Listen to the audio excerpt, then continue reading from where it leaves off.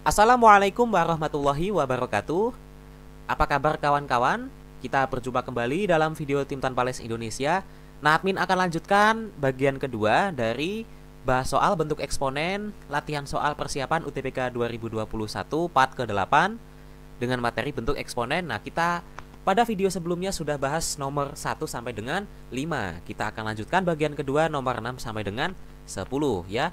Nah, video sebelumnya teman-teman bisa cek ya di playlist ya, sudah admin taruh di situ. Nah, kita akan lanjutkan dari soal nomor 6. Nah, soal nomor 6 kita punya bentuk 3 pangkat M ditambah 1/3 pangkat M. Nah, yang ditanyakan 81 pangkat M ditambah 1/81 pangkat M. Nah, langkah yang paling bisa kita lakukan adalah secara perlahan kita naikkan pangkatnya ya. Yang diketahui adalah 3 pangkat M ditambah 1/3 pangkat M ini sama dengan 3. Nah, kalau kita naikkan secara perlahan pangkatnya ya, kita kuadratin ya. Ini coba kita kuadratin dulu deh ya. Kalau ini dikuadratkan akan menjadi yang ini 3 pangkat M dikuadratkan. Kita boleh kuadratkan angka 3-nya ya. Ini menjadi 9 pangkat M ya. Ditambah 2 dikali 3 pangkat M dikali 1/3 pangkat M ya. Kemudian ini ditambah 1/3 pangkat M dikuadratkan. Nah, ini bisa dikuadratkan angka 3-nya saja menjadi 1/9 pangkat M ya. Ini sama dengan 3 kuadrat yaitu 9. Nah, ini boleh dicoret, ini boleh dicoret. Kita akan punya berapa nih? 9 pangkat M ditambah 1/9 pangkat M. Nah, angka 2-nya sini kita pindahin ke kanan menjadi 9 dikurangi 2 yaitu 7. Nah, yang ditanyakan ini 81 pangkat M. Ya udah kita kuadratkan lagi. Nah, kalau dikuadratin lagi, apa yang kita dapat? Yang kita dapat adalah 9 pangkat M dikuadratkan. Nah, 9-nya kita kuadratin. Ya, kita akan punya 81 pangkatnya M ditambah seperti biasa ini 2 dikali 9 pangkat M dikali 1/9 pangkat M ya kan, ditambah 1/9 pangkat M yang dikuadratkan. Nah, 1/9 dikuadratkan itu 1/81 ya. Ini sama dengan 7 kuadrat atau 49. Oke, ini bisa dicoret, ini bisa dicoret.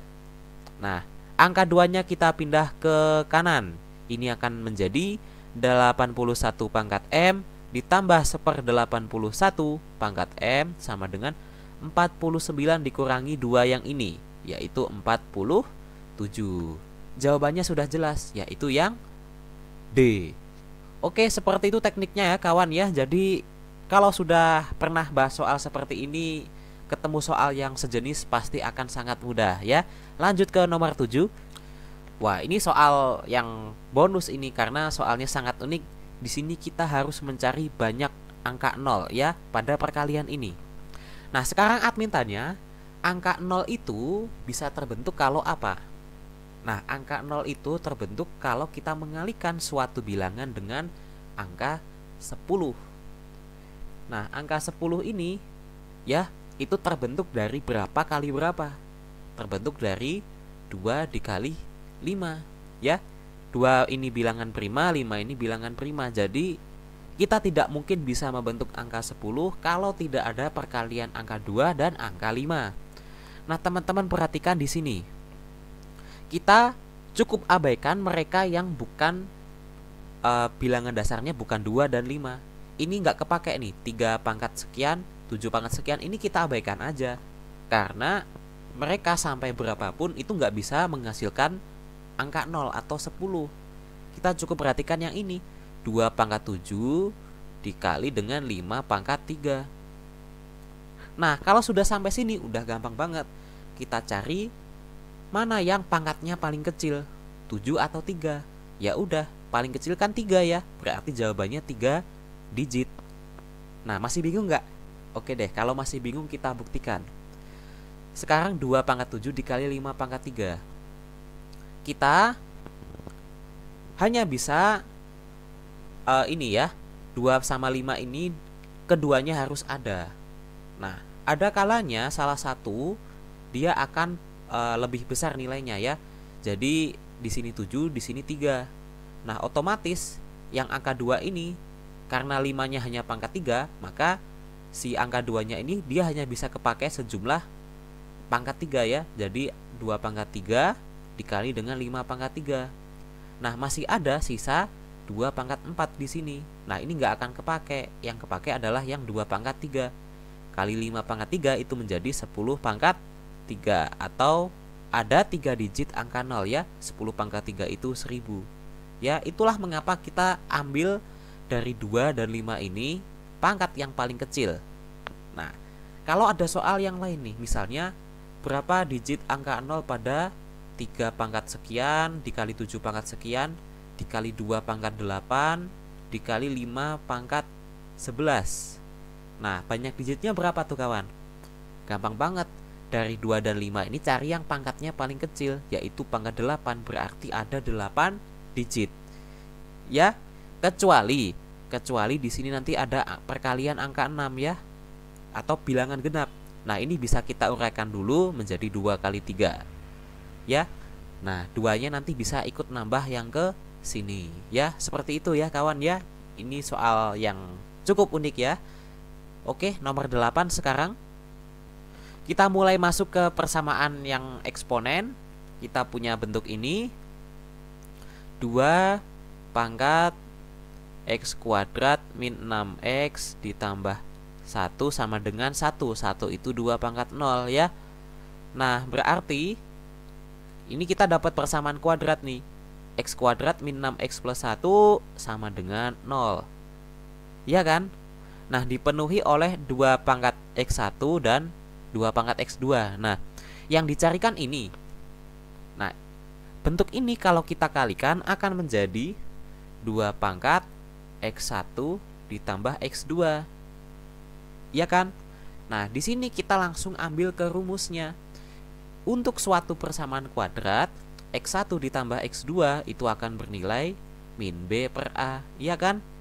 Nah, dari bentuk ini kita punya nilai b-nya adalah minus 6, ya kan? B-nya adalah minus 6 dan a-nya adalah koefisien x kuadrat ini 1. Nah, berarti min b per a-nya adalah minus negatif 6 dibagi 1 sama dengan positif 6. Ya. Oke. Lalu si angka 6 ini kita masukkan ke sini ya, menjadi 2 pangkat 6 sama dengan 64 atau yang E. Oke. Begitu ya kawan ya, ternyata soal yang sulit pun bisa kita akali dengan menjadi lebih mudah ya.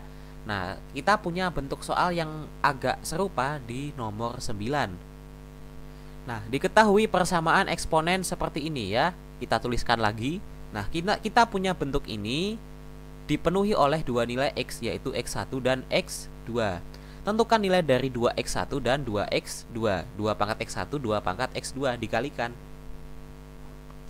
Nah, ini sebenarnya soal yang kelihatannya sulit tapi sangat singkat cara menyelesaikannya ya. Kita kasih tahu cara cepatnya.